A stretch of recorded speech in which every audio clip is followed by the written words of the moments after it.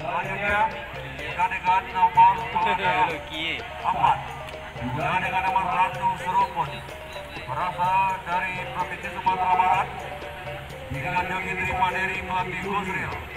Sementara owner adalah Sasri Oje bintang 88 dan 395. Selanjutnya rembulan manja. Rembulan manja berasal dari Provinsi Kalimantan. Dengan joki Rahmat bagi Dani Setiawan. Sang pemilik nomor Muhammad Hussein Sumardi, sang pemilik nomor owner Rakyat Hendrisna MS Wakil Ketua Pondok Riau. Dan tentunya berasal dari Pondok Riau. Yang ketujuh sudah dengan nama Intan Samir. Dengan Joki bagi David Panto. Sang pemilik Hendy Hernando Manania Trevor.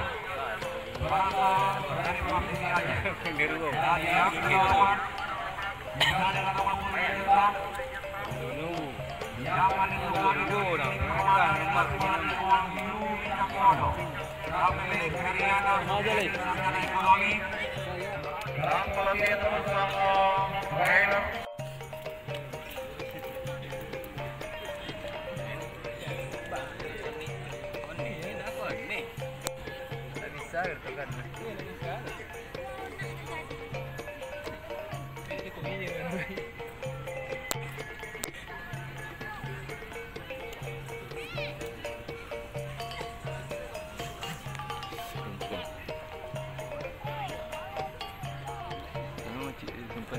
Doyok semua? Doyok. Piki. Ada Piki.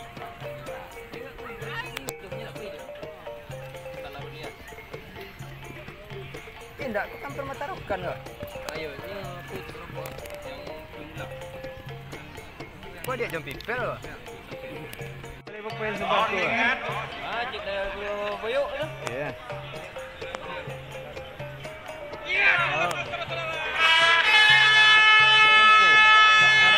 Baik, ini kuah.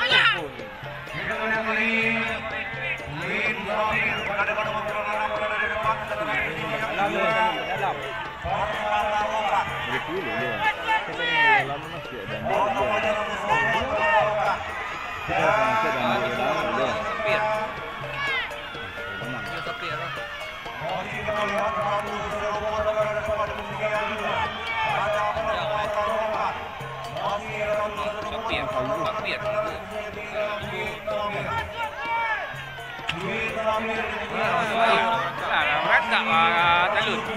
Oh, dia supir. Supir dia.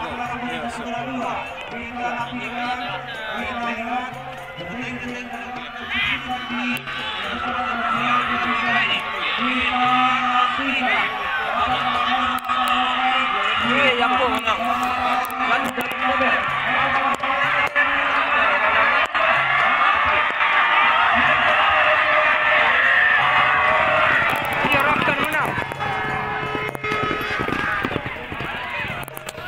Ayo ketik kasih.